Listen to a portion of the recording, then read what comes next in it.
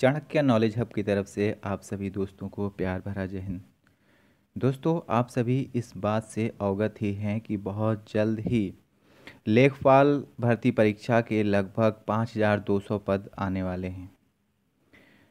लेखपाल भर्ती परीक्षा की तैयारी के लिए ये चैनल कटिबद्ध है और हमारी पूरी टीम आपकी तैयारी के लिए लगातार प्रयास कर रही है। इसी क्रम में लेखपाल की विषय सारणी का जो जीके पार्ट है, उसी क्रम में आज ये पहला भाग है और लगातार इसी तरह जीके की तैयारी करवाई जाएगी और अन्य विषय भी तैयार करवाए जाएंगे। आज के क्रम में सबसे पहला भाग भूगोल से है, जिसमें भौगोलिक उपनामों की जानकारी दी गई है। चलिए आइए शुरू करते हैं। हर्मिट किंगडम किसे कहा जाता है? पहला तथ्य यह है कि हर्मिट किंगडम किसे कहा जाता है।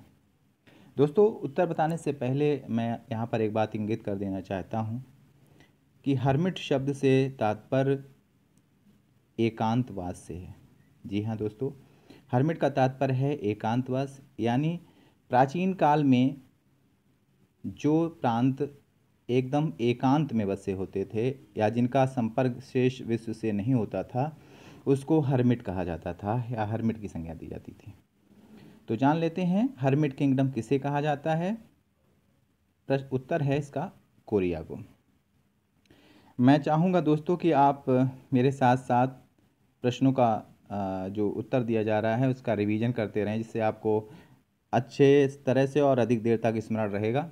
और हो सके तो आप कॉपी और पेन उठा लीजिए और लगातार नोट करते रहिए। तो पहला प्रश्न था हर्मिट किंगडम किसे कहा जाता है। इसका उत्तर है कोरिया को। अगला प्रश्न है लैंड ऑफ गोल्डन फ्लीस किसे कहते हैं। लैंड ऑफ गोल्डन फ्लीस किसे कहते हैं। दोस्तों, यहाँ एक शब्द दिया गया है फ्लीस। फ्लीस का तात्पर्य मैं बता देना चाहता हूँ। फ्लीस का तात्पर्य है ऊन से। जैसा आप लोगों को पता ही है कि ऑस्ट्रेलिया ऊन का बहुत मात्रा में उत्पादन करता है और वो भेड़ों के लिए भी जाना जाता है। तो बहुत अधिक ऊन होने से उसको लैंड ऑफ गोल्डन फ्लीस भी कहा जाता है। तो इस प्रश्न का उत्तर है लैंड ऑफ गोल्डन फ्लीस किसे कहते हैं। इसका उत्तर है ऑस्ट्रेलिया को। दोस्तों, अगला प्रश्न है लैंड ऑफ गोल्डन वूल किसे कहा जाता है। वूल का तात्पर्य ऊन से है, तो इस प्रश्न का उत्तर भी ऑस्ट्रेलिया होगा। चलिए देखते हैं अगला प्रश्न। एड्रियाटिक की रानी किसे कहा जाता है। एड्रियाटिक की रानी किसे कहा जाता है। दोस्तों, मैं बता देना चाहता हूं कि एड्रियाटिक भूमध्य सागर में एक अंतर्गत एक सागर आता है, एड्रियाटिक सागर। तो उसी से सटा हुआ इटली है और इटली का वेनिस शहर उसी के तट पर स्थित है, इसलिए एड्रियाटिक की रानी वेनिस कहा जाता है। अगला प्रश्न है शहरों का शहर किसे कहा जाता है। जी हाँ दोस्तों, सही सुना आपने। शहरों का शहर किसे कहा जाता है। इस प्रश्न का उत्तर भी वेनिस इटली है। अगला प्रश्न है दोस्तों लौंग का द्वीप किसे कहा जाता है। लौंग का द्वीप जंजीबार को कहा जाता है। अगला प्रश्न है दोस्तों 7 पहाड़ियों का नगर कौन सा है। 7 पहाड़ियों का नगर कौन सा है। याद आ रहा है आपको। जी हाँ, सही सोचा आपने। 7 पहाड़ियों का नगर रोम को कहा जाता है। रोम में 7 पहाड़ियाँ थीं। इस बारे में बता देना चाहता हूँ कि रोम 7 पहाड़ियों से घिरा हुआ है। इसके नाम इस प्रकार हैं अवेंटाइन, काइलियन, कैप्टलाइन, एस्क्विलाइन, पैलेटाइन, क्विरिनल, विमिनल। तो इस तरह से रोम इन 7 पहाड़ियों से घिरा हुआ है, इसलिए रोम को 7 पहाड़ियों का नगर कहा गया है। अगला प्रश्न है दोस्तों शाश्वत शहर किसे कहते हैं। शाश्वत यानी इटर्नल, यानी जो हमेशा रहे। शाश्वत शहर रोम को कहा जाता है। नील का वरदान किसे कहा जाता है। तो नील का वरदान मिस्र को कहा जाता है। जैसा आप लोगों को पता है कि अफ्रीका महाद्वीप में नील नदी है, तो नील से चूंकि नील से समुद्री यातायात, माल परिवहन आदि होता था, अभी भी होता है। और उसके आसपास खेतों की वगैरह की सिंचाई वगैरह, तो ये इससे काफ़ी समृद्ध हो गया मिस्र। तो चूंकि मिस्र की अर्थव्यवस्था नील नदी पर निर्भर है, इसलिए नील नदी का वरदान मिस्र को कहा जाता है। अगला प्रश्न बहुत ही ज़बरदस्त है कि आंसुओं का द्वार किसे कहा जाता है। जी हाँ दोस्तों, आप लोग सोच रहे होंगे कि आंसुओं का द्वार क्या है। तो मैं आपको बता देना चाहता हूँ कि आंसुओं का द्वार बॉब अल मंडब को कहा जाता है।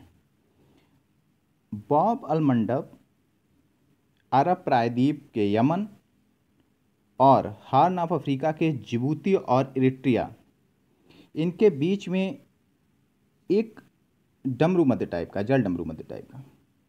तो एशिया को अफ्रीका से अलग होते समय लोगों का मानना है कि जब एशिया और अफ्रीका शुरुआत में अलग हुए तो वहाँ पर बहुत से लोग डूब गए। यानी जो ये जल डमरू मध्य है, यहाँ पर बहुत से लोग डूब गए और उनकी आत्माएं आज भी वहाँ रोती हैं। तो बाब अल मंडब को आंसुओं का द्वार कहा जाता है। प्रोहिबिटेड सिटी यानी निषिद्ध शहर किसे कहा जाता है? इस लिहाजा तिब्बत को कहा जाता है। अब आप लोग सोच रहे होंगे कि निषिद्ध शहर क्यों कहा जाता है। तो निषिद्ध शहर इसलिए कहा जाता है क्योंकि लिहाजा तिब्बत में धार्मिक लोगों को ही जाने की इजाज़त थी और कोई वहाँ पर साधारण व्यक्ति नहीं जा सकता था, इसलिए इसको निषिद्ध शहर कहा जाता है। लैंड ऑफ थंडरबोल्ट किसे कहते हैं? इस प्रश्न का उत्तर है भूटान। अगला प्रश्न है स्काई स्क्रैपर का नगर किसे कहा जाता है? तो इस प्रश्न का उत्तर है न्यूयॉर्क। स्काई स्क्रैपर्स का नगर किसे कहा जाता है?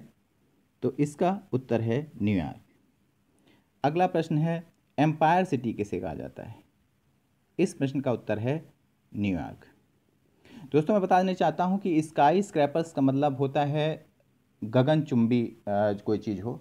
तो चूंकि न्यूयॉर्क में गगनचुंबी इमारतें हैं, इसलिए इसको स्काई स्क्रैपर्स का नगर कहा जाता है।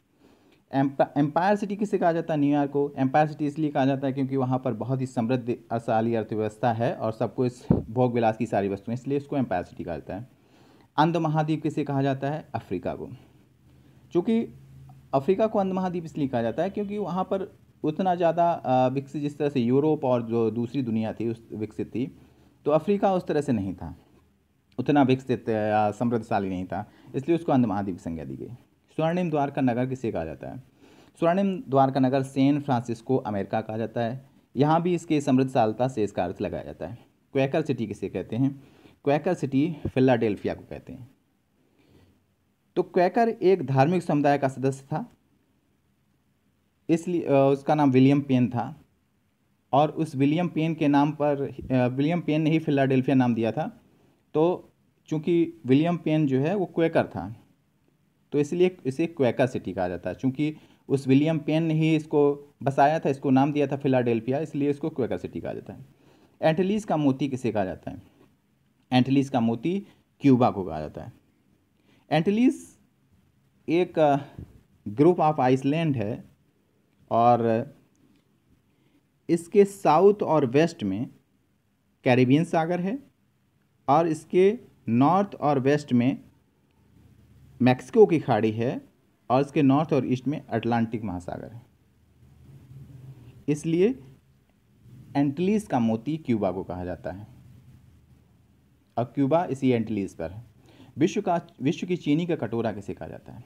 जी हाँ, अगला प्रश्न है विश्व की चीनी का कटोरा किसे कहा जाता है? इस प्रश्न का उत्तर भी क्यूबा है। अगला प्रश्न है सफ़ेद हाथियों की भूमि कौन सी है? सफ़ेद हाथियों की भूमि से तात्पर्य जहाँ पर सफ़ेद हाथी रहते हैं, वो सफ़ेद हाथियों की भूमि थाईलैंड है।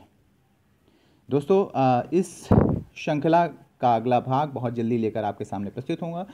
तब तक जिन मित्रों ने चैनल सब्सक्राइब नहीं किया है वो मेरा चैनल सब्सक्राइब कर ले और बेल आइकन जरूर प्रेस कर दे। मित्रों आप लोग कतई चिंता मत करिए, मैं आपकी लेखपाल भर्ती परीक्षा के लिए तैयारी विधिवत कराऊंगा। उसके लिए चाहे मेरी टीम को कितनी भी मेहनत